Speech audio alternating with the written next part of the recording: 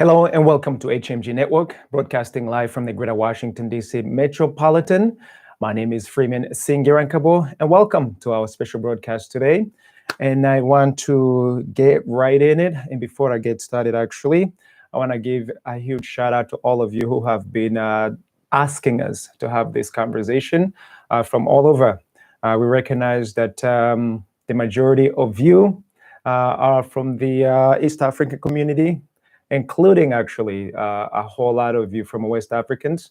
So here it is, the conversation that you've been wanting. We are going to have it in real time, and I want to give all of you an invitation to come and join our conversation as it happens. And for those of you who are using a WhatsApp, Signal, or Telegram, we also want to recognize you and want to give you a shout out, but also ask you that you do come in and have a conversation with us as it happens.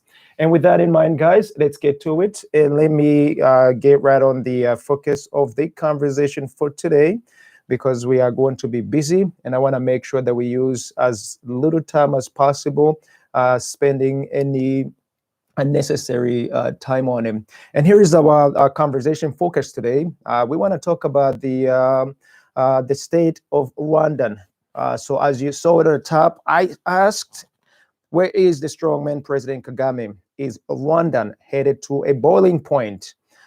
So my specific talk is going to focus on one, the president, two, his ways about, and the direction that Rwanda is headed to. For those of you who are directly on social media, I did put in a description of what it is that we are going to discuss, and I'm just gonna go ahead and get right to it. In the meantime, feel free to join our Zoom. We have the link right underneath here. Those of you who want to join in the conversation, feel free.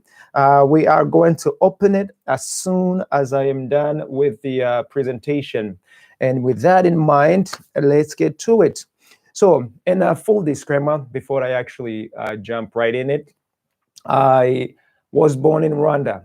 So I have an interest in this conversation that we are going to be having today.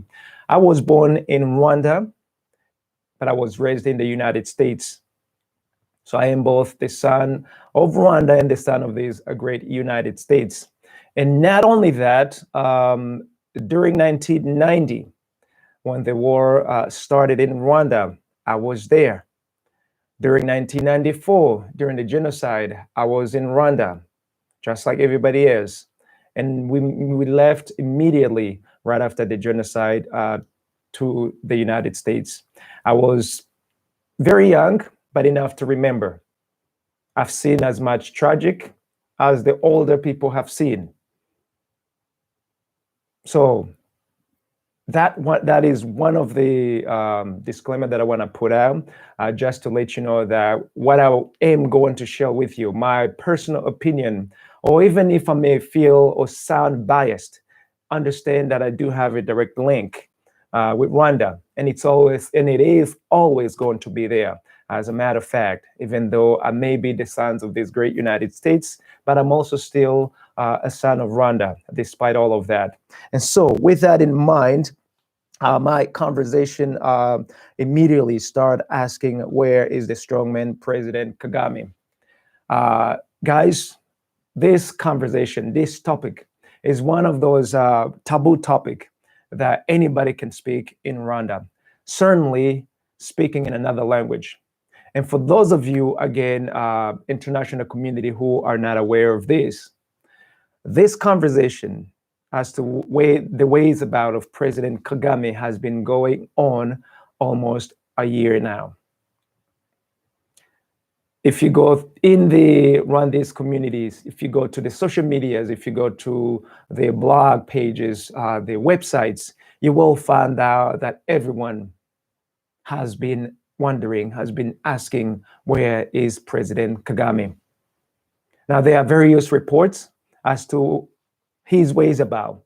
But today, I want to talk about that in English. Why? Because of the history of Rwanda. We have had a history where bad things has happened. Bad things have happened to Rwanda. And we've been always behind the scene, not knowing what's going on. We've been behind also in responding when things are happening. We have been reacting as opposed to planning for those situations that has taken place. So for the first time, I feel that we have an obligation as sons of Rwanda, sons and daughters of Rwanda, sons and daughters of Africa, sons and daughters of the world, to be in a position where we can save lives, where we can save people, where we can steer the ship in the right direction, especially if that ship needs to be steered. So with that in mind, Rwanda's community has been wondering, where is President Kagame? The international media has shied away from coverage, from that particular coverage. There is a specific station, Vox Africa. It has attempted to broadcast that particular conversation in French, but it was threatened, it was blackmailed, and it was prohibited from doing so. Again, the Rwandese community are aware of it, those who speak in Kinyarwanda especially. But you, as the international community, you have always invested in Rwanda, before the genocide, during the genocide, and after the genocide. Whether it be in a positive or negative way, bottom line, the international community has always been around. And not only that, the international community had information as regards to the status of Rwanda before the war, during the war, and after the war. Also before the genocide, during the genocide, and after the genocide. And so today, it is my plea that we get together. You, the international community, come to our rescue. Help us out to figure out what is going on in Rwanda. And with that in mind, this is the spirit, this is the pushing point, this is the driving force behind this conversation today. For those of you who are listening, for those of you who wish to join the conversation, understand why we are going to be having this conversation. Where is Rwanda headed? And with that in mind, guys, we have been wondering whether Rwanda is a candidate for another potential failed state again. Why? Because first and foremost, President Kagame we have had so many rumors as to whether he's alive or dead. I am speaking bluntly because if these rumors are just rumors, we would love these rumors to be put to rest. However, the government of Rwanda has shied away from commenting on these issues, especially when it comes to the international community. They have ignored the Rwandese community. They have ignored the Rwandese population. When they scream this whole entire year, they have been asking, where is our president? Where is our president? The president has been seen or has been showing in movies, in pictures or videos, not movies per se, in videos. He's a virtual president right now. He barely sees the public. From what we are told, he sees his very closest cabinet members, but he has not been seen in public for almost a year. Not only that, ladies and gentlemen, why is Rwandan Foreign Minister Vincent Biruta taking all the presidential trips on behalf of President Kagame? If it isn't the foreign minister, it's another envoy. Perfect example that I'm gonna put out there for you guys. Rwanda currently is the leader of East African community. President Kagame is the chairman. Our neighbor, Tanzania, have just had a change or a swearing in of President Magufuli on his second term. Rwanda missed that opportunity to be there, specifically the president of Rwanda, under the pretext of COVID-19.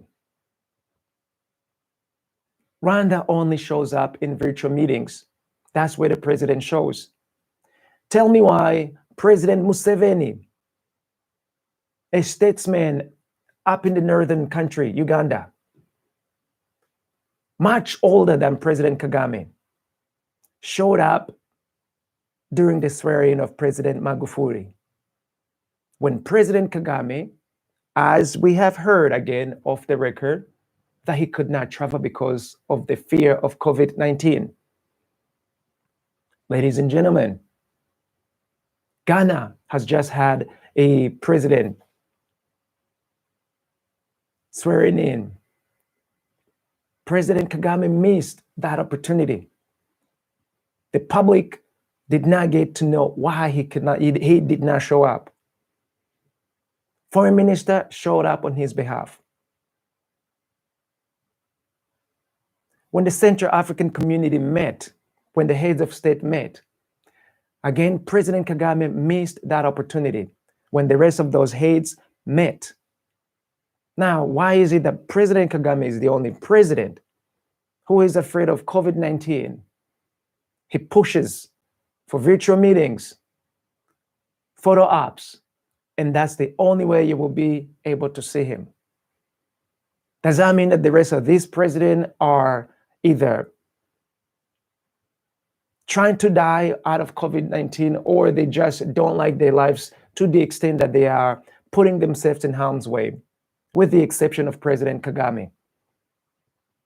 These talks, these conversations have been in the living room of every Rwandese family, except that you, the international community, have not been hearing of this. Why? Because of the mainstream media would not dare broadcast or talk about this taboo conversation. But also because of the lobbyists.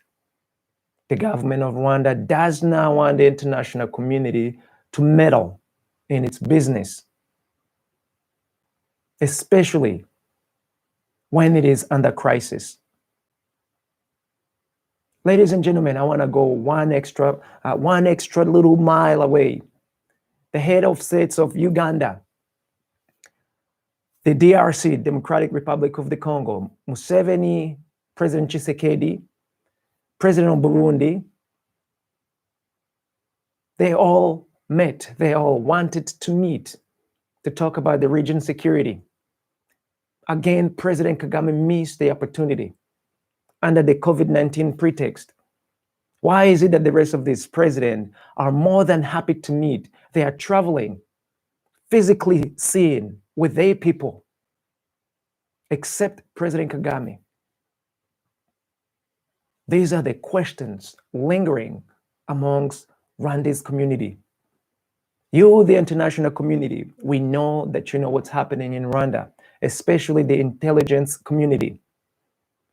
Let this not be another 1993, the pre-genocide era, when you had the news, when you had the information, when you had the facts, but you failed to deliver it to the Rwandese people.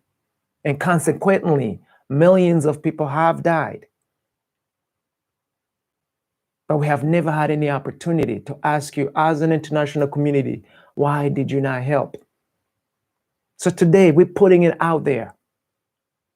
You know what's going on in Rwanda, especially the intelligence community. Can you help Rwandese people figure this out? Can you let them know what's happening with our president? Because we want to know. There is an unconfirmed report that claims that President Kagame has a stage 4 brain cancer. Again, unconfirmed report.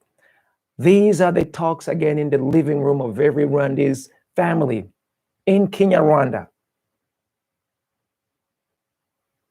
They have multiple reports in Rwanda talking of these very news, but I have yet to read a single article in English or in any other language from any one of the acclaimed services news services around the world. Now, for whatever reason, this is not getting out there. And we want to know why. If this have been a conversation for almost the whole year amongst the Rwandese community, why is it that international community isn't having the same conversation? Is it because you are unaware of it? Or is it because there is another interest that is conflicting with pulling out the news? We want to know, because we do not want another 1994 to happen again in Rwanda. We do not want to have another failed state. This time at the watch of all of us, sons and daughters of Rwanda, especially, that now we have access to news and the information from all over. This was not the case in 1994. You could only get the news source from the Rwandan government, Rwandan-led newspaper, Rwandan-led radio, Rwandan-led television. The rest of the station could not give you any news contrary to what Rwandan government was broadcasting, with the exception of one radio station, which was radio station called Muhabura. That was a rebel radio station, the then RPF, or the FPR, so to speak, from patriotic Rwanda, the rebels who were fighting the then government. Now, under the pretext of COVID-19, President Kagame conducts business virtually only. I had just spoken about that. At which point is he going to step outside physically and diffuse rumors, if they are rumors, bring down the anxiety amongst the citizens of Rwanda, worried to death of what might happen if the news turns out to be true? Again, ladies and gentlemen, you have just witnessed here in the United States, President Biden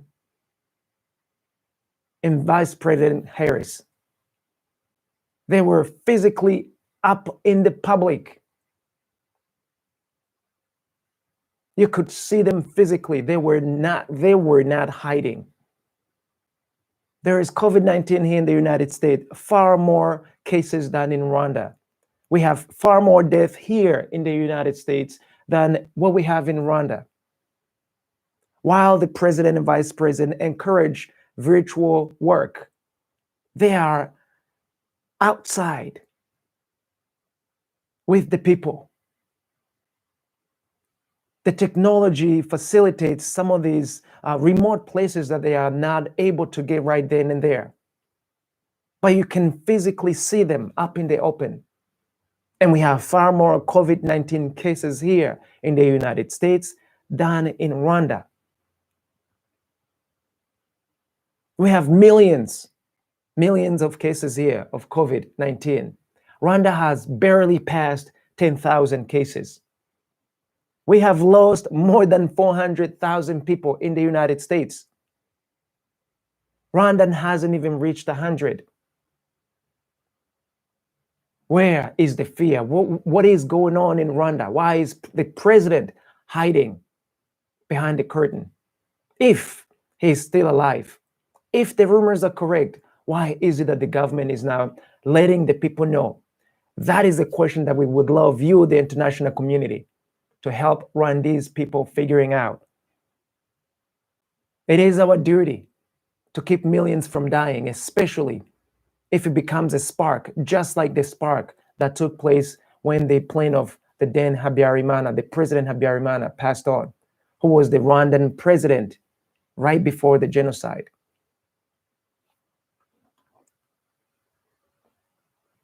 Now, worst case scenario, if the president is no longer with us or completely incapacitated, who will take the responsibility and the fallout having hidden such huge information from the Rwandan public? If these are not rumors that President Kagame is no longer alive, what's going to happen to Rwanda? Why would the international community not tell the Rwandese people when we already know that the government of Rwanda has been hiding the information about the ways about it of President Kagame? Worst case scenario number 2, if the president is truly sick or incapacitated from cancer, from that stage 4 brain cancer, why has not the government taken all the precaution to facilitate a transition in the government so that the peace, the security, the national security of Rwanda and the people of Rwanda remains intact? I personally do not want to see another bloodshed.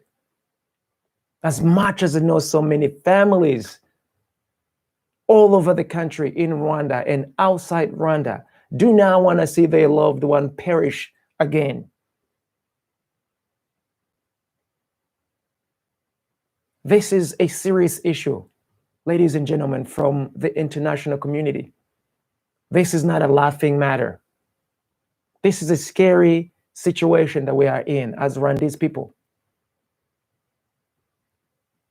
Now, the choice of belittling the situation, the choice of not wanting to broadcast the situation, the choice of not sharing the intelligence with the rest of the country, Rwandan specifically,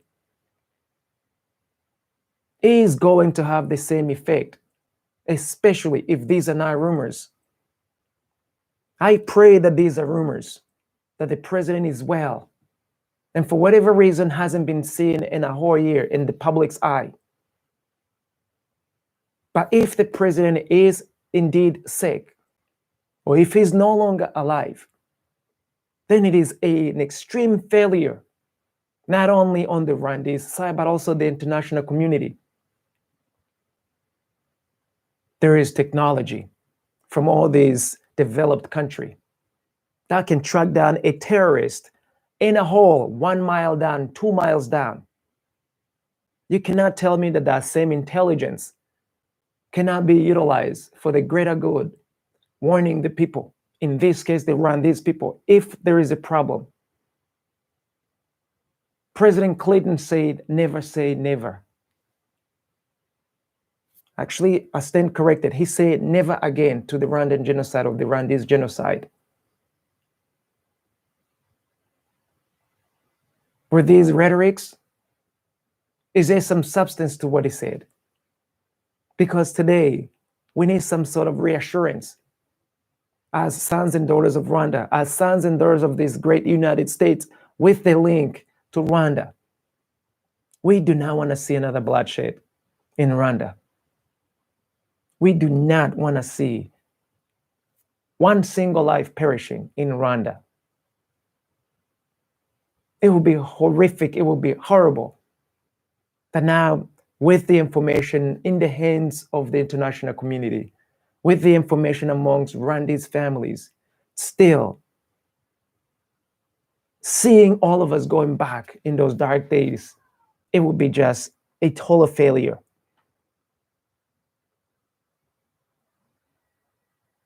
With that in mind, with those questions unanswered, it led me to wonder, where is Rwanda headed right now? Ever since President Kagame has gone missing, why has murder, rape, police brutality, and other violence of high magnitude increased in the country?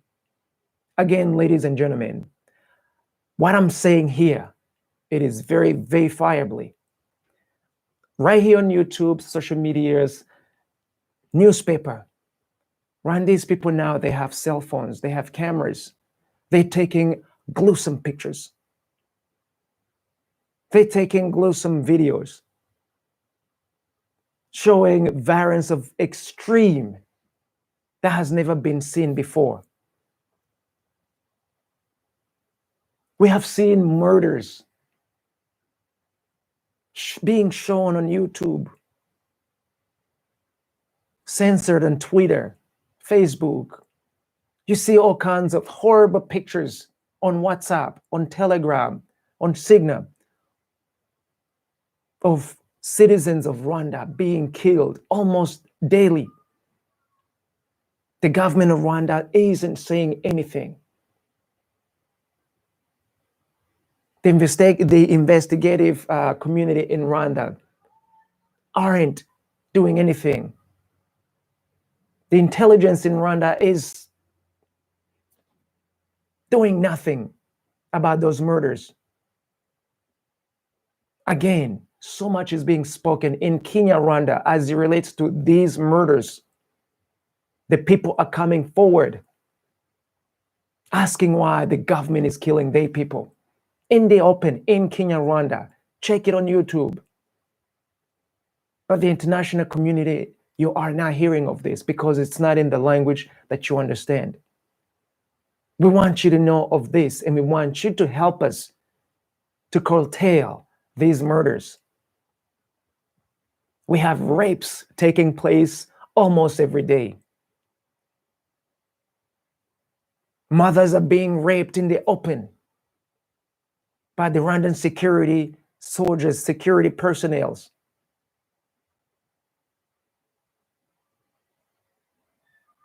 You're seeing both male, female being raped, children being raped.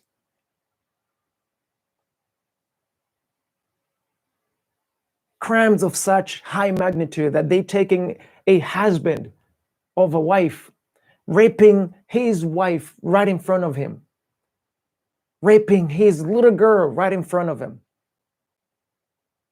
and making sure that he remembers that he cannot do nothing about it. These are the things happening in Rwanda right now, while the international community is quiet about it.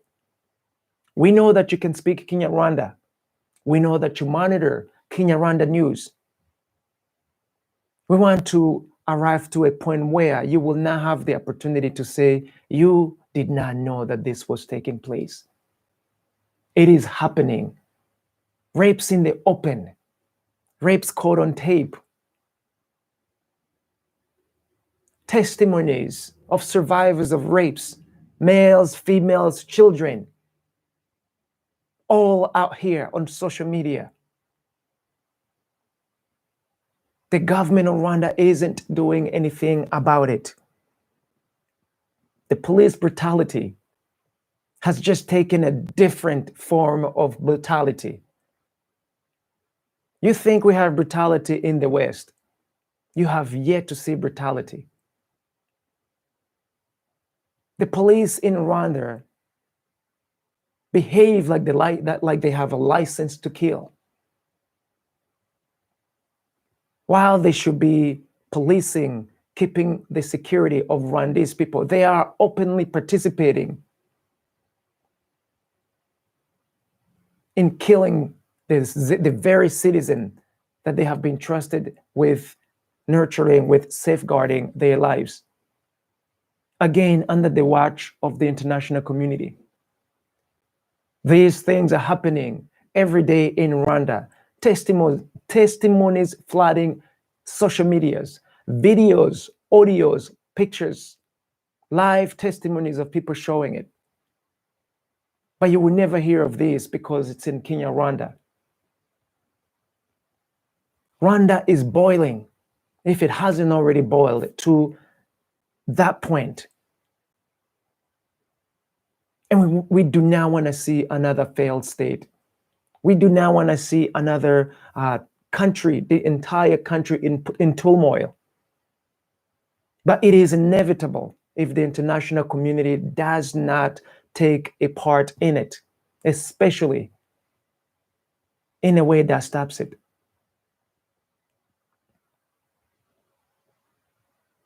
Is Rwanda under another war that is being fought behind the curtains, confronting COVID-19 as the crisis? Currently, in Rwanda, we have curfew. It changes from 6 p.m., 7 p.m., 8 p.m., 9 p.m., and 10 p.m. Currently, I do believe that the curfew is at 6 p.m. Between 1990 and 1994, the government of Habyarimana had also implemented curfew. If my memory serves me right, I do believe they were curfew at 7 p.m., 8 p.m., and sometimes at 9, depending on the gravity of the situation on the ground. Rwandan claims that COVID-19 is such a dangerous pandemic that every citizen must be at home by 6 p.m.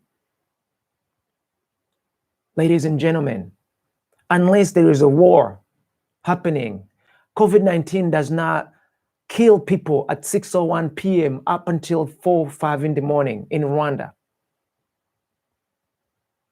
There's not an explanation as to why curfew must be imposed to the entire country from 6 p.m. to 5 or 6 in the morning.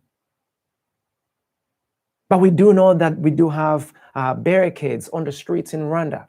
These barricades are not there to stop COVID-19. These barricades are there because there is a war going on. But again, under the pretext of COVID-19, you cannot hear of it. The rest of the world is dealing with COVID-19. Who has the time to deal with what's happening in Rwanda? Every country is suffering from COVID-19 right now. Hence, your little interest in what's happening beyond your country because you have so much on your plate. You cannot afford to take your eyes away from your own issues. But Rwandese, we need help.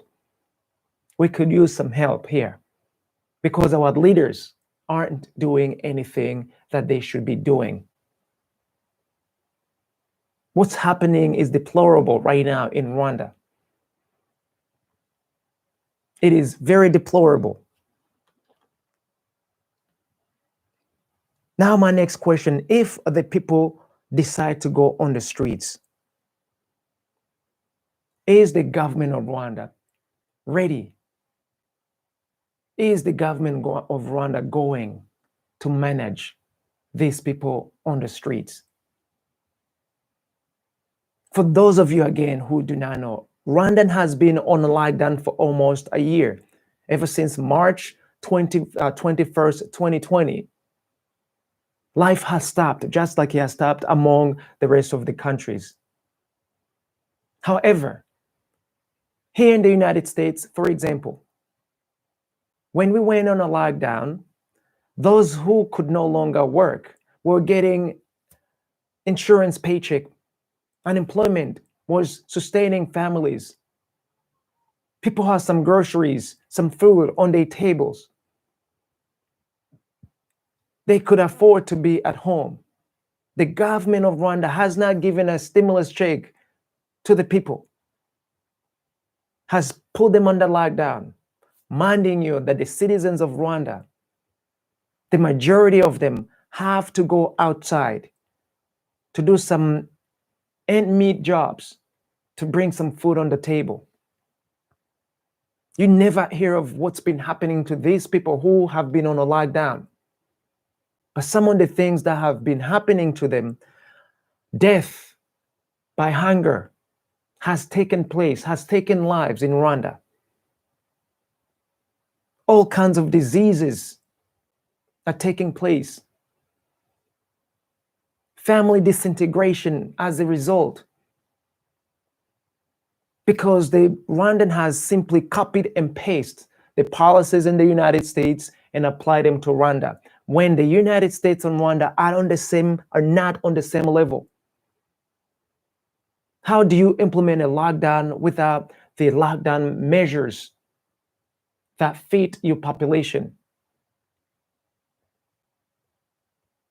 If a citizen doesn't go out to get some money, to find some ends meet, how are they going to feed their people if the government doesn't offer an alternative means of getting that grocery on the table?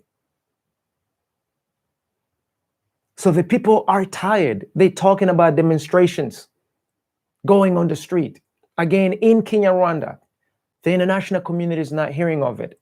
And if you are hearing of it, you're keeping under the wraps because it's really not juicy enough that it brings or it takes your attention away from other most pressing and important issues you're dealing with right now. But I believe even a single life that perishes is valuable enough for each and every one of you to save it if you have the capacity to do so, let alone millions at stake that can potentially perish again under the watch of all of us as global community. So, ladies and gentlemen, this is what I have for you. This is the dilemma. This is the concern. These issues are pressing. These issues are worrying families in Rwanda. These issues are being spoken day in and day out on a table. These issues need some sort of response. The government has shied away from saying anything. The government of Rwanda specifically. It's been almost a year. People complain left and right, up and down. Nothing is being spoken as it relates to the leadership, as it relates to the ways about of President Kagame, as it relates to the death, the murders, the violence of extreme that continue to take place, as it relates to police brutality, even though they do see the pictures, the videos being shown on social medias. Hence, appealing now to the international community. Can you help us, sons and daughters of Rwanda? Can you help us, sons and daughters of this great United States, with the link to Rwanda? We still have uncles, aunties, cousins over there in Rwanda. We love them as much as we love our siblings here in the United States. I cannot stomach to see millions perish in Rwanda again when we knew something and we failed to say something, or we failed to bring it to your attention so that you could help us to stop a potential catastrophic genocide taking place again in Rwanda. And with that in mind, I want to open the floor for those of you who want to join the conversation. I want to check on YouTube to see if there is any question. But one thing for sure, what's happening in Rwanda is a crisis that's being managed to the best ability of the Rwandan government. Now it's debatable whether it's being mishandled. But if things fall apart, we would love the international community to never say that we did not know. So with that in mind, I see Papi. He said something about Kinshasa. He's talking about Vincent Karega in Kinshasa. Nothing, bro, and you guys from Rwanda, you're not good. That's why, blah, blah, blah. Okay, thanks, Papi, for your comments. I see Papi is definitely just profane. I see Lord Mutai. Lord Mutai, welcome to the show. Feel free to come and join in the conversation. Zoom is open if you want to come. I would love to have you if you do have some time. But I want to invite you guys. I know Rwanda's community is afraid to speak of these taboo issues. But this doesn't change the fact that it's being spoken in Kenya, Rwanda. We want to bring the awareness of these issues to you, the international community. We want the opportunity, equal opportunity to our neighbors, Tanzania, Uganda, Kenya, Rwanda, DRC, Ethiopia, all of you who are friends of Rwanda, friends of Rwandese people. This is a call out to you to come and help us out.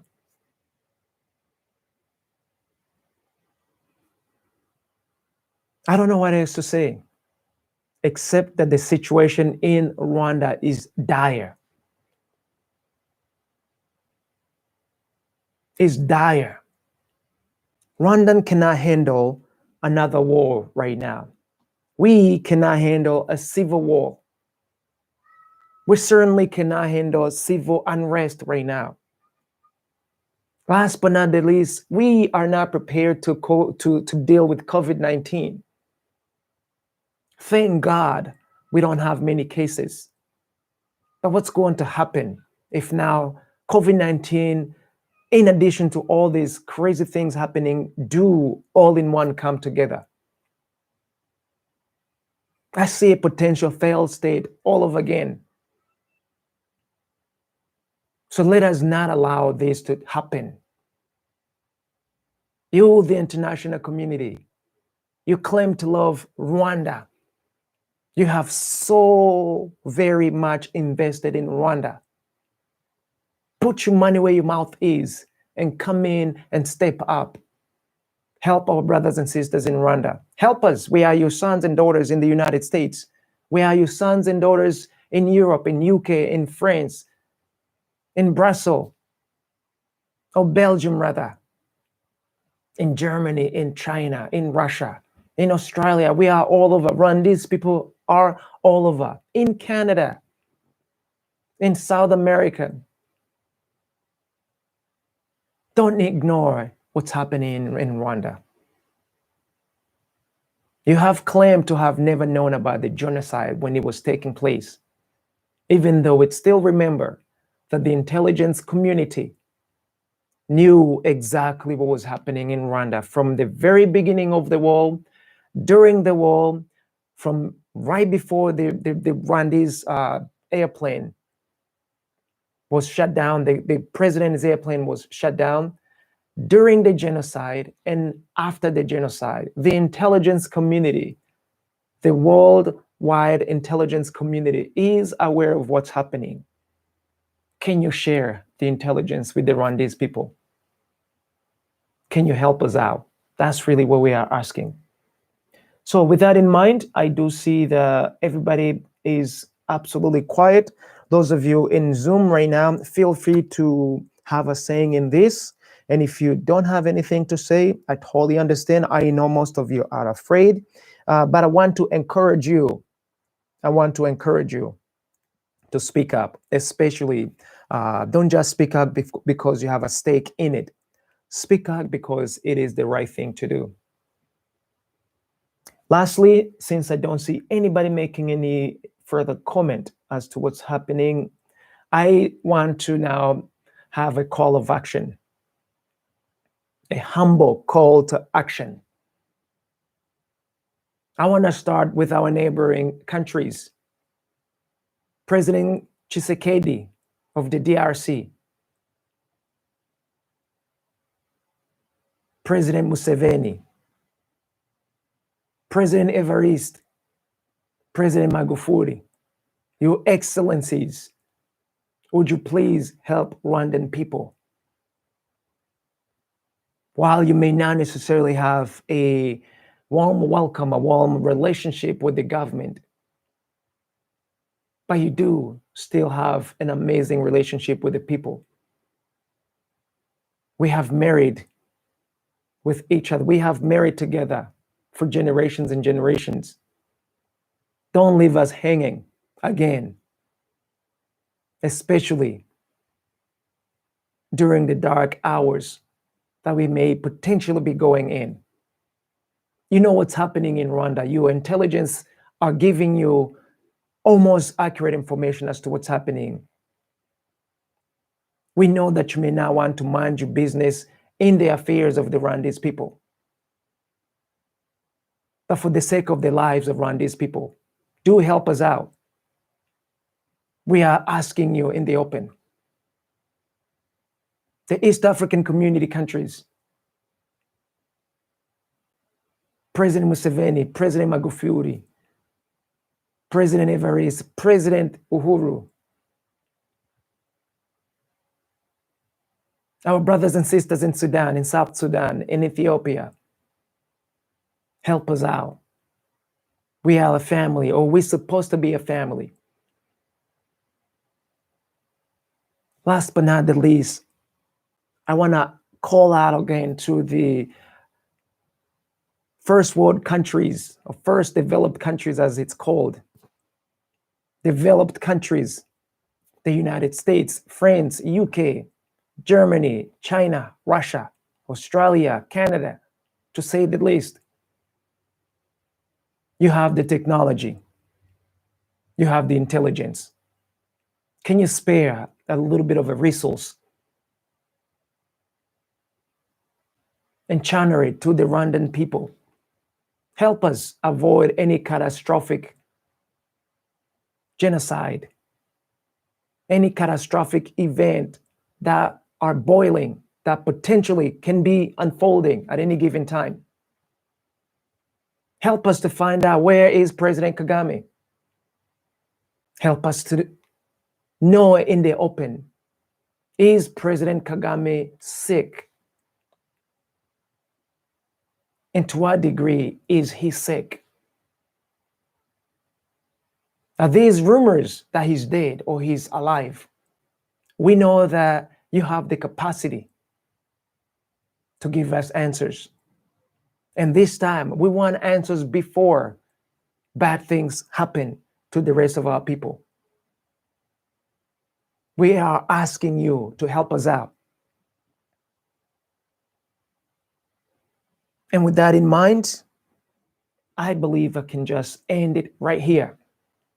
Those of you, again, who are on Zoom, I know you look shocked, but if any of you want to say something, this is your time. Otherwise, we will be shorting out the broadcast or wrapping up with our broadcast and just wait.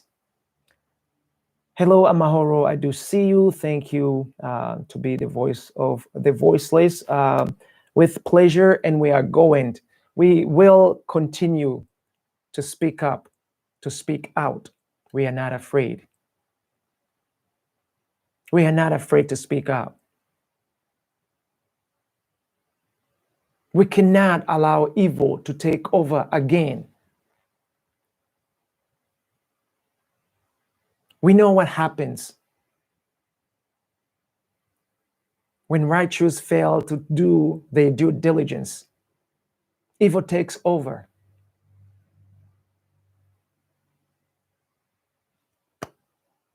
In particular today, I would love to ask, to request our president, President Biden, please help us out. Sons and daughters of this great United States, with the link to Rwanda. Help Rwanda. Rwanda is in a dire situation. I know the administration has just begun its work. I know COVID-19 is the most pressing issue right here in the United States. But I also know that you know of the Rwandan genocide in 1994. I was there. I lived it and I survived it. I know that you know that the war also was going on before 1994, from 1990 to 1994. Many lives have perished. We just didn't lose the people during the genocide or after the genocide. Many lives were perishing before 1994. Don't allow Rwanda become another failed state again. Today, Rwanda has at least 13 million people inside. Most of them are brothers and sisters, cousins, uncles, aunties. We love them as much as we love our families in the United States. We may not live there physically. We may not be day to day, eye to eye on everyday lifestyle, everyday happenings in the country. But we are following from far. We are following to the extent that we are aware of what's happening. And we certainly could use some help down in Rwanda. So with all the resources that the United States has, Mr. President, please do provide some intelligence as to ways about of President Kagame. Is he sick? Is he dying? Has he died already? We want these rumors, if they are rumors, to be put to rest. If they are not rumors, we want to see a working government in Rwanda for the people. We want every Rwandese people to know of what's happening to their president. And we certainly want to see a people working together not fighting, tearing apart, not fighting to bring unrest to the country. We certainly don't want to see another genocide, just like the genocide that took place right after President Habyarimana and President Habyarimana were killed. So please, this is as important as COVID-19. We cannot afford to lose millions because of our own failure to handle the situation before it got out of control. And with that in mind, ladies and gentlemen, I want to give you a huge thanks. I want to say thank you for those of you listening. I am asking you, I am begging you to please share this broadcast. I know CNN is not going to broadcast it. I know Fox is not going to broadcast it. I know BBC is not going to broadcast it. I know a lot of these mainstream media are not going to broadcast this information, the news, not until it is relevant enough that is worthy their audience. But today, for me, one life perished because of our lack of action. One life perishing because of a response 1 minute too late.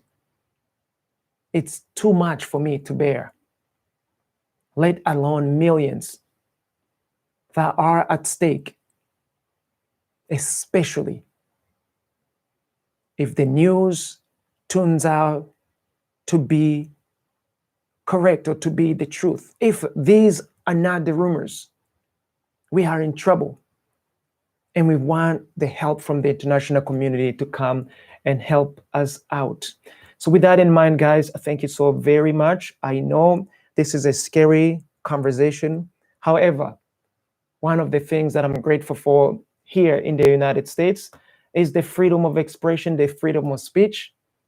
I am not inciting violence. I am not distributing rumors.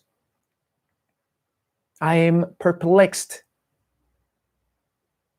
confused, afraid, certainly concerned, deeply concerned that another life of innocent person in Rwanda may be at risk, that millions of families may be at risk because of the lack of information that is absolutely theirs to have in the first place. Let's look for the interests of these people. Those of you who can be fiduciary, please help us out. Those of you who claim to be friends of Rwanda, help us out. Let us not have another failed state at the watch of every single one of you, especially when you have the power, the capacity to do something about it. With that in mind, guys, thank you so much. I am going to end it here with pleasure, with humble. I am grateful for the time. I am grateful for the ability and for the opportunity to stand here, to sit right in front of you and to share with you. I am serious. Every single one of the words that I'm saying here, I am absolutely serious. I am concerned. And I will not stop voicing these concerns on behalf of the voiceless in Rwanda. Because one life that has to perish or that is going to perish is one life of that innocent person. That shouldn't be dying. That has also the potential to be a doctor, to be a COVID-19 cure, to be someone important, someone valuable enough for the whole entire world to benefit from. So can we afford millions of people perishing just because Rwanda is just not a country sexy enough, valuable enough for the international community to help, to lend a hand? With that in mind, guys, thank you so much. I am Freeman Singirankabo with HMG Network. So long. Those of you who want reach us, who want to get in touch with us, you can do so via our social media, via our telephone. We have many ways you can get in touch with us. And we are asking you to please come and help us out as sons and daughters of this great United States, as sons and daughters of Rwanda, and many, many other of you Rwandese all over the world who have different citizenship all over. Please speak up. Speak up on behalf of the voiceless in Rwanda. So with that in mind, thank you so much again. Until next time, I hope that next time you can actually be courageous enough to come and say something. And those of you also who really want to say something, I'm inviting you to speak up. I am inviting you to speak on the behalf of the voiceless in Rwanda. Lastly, those of you in government, especially in Rwanda, you have the responsibility to protect the people.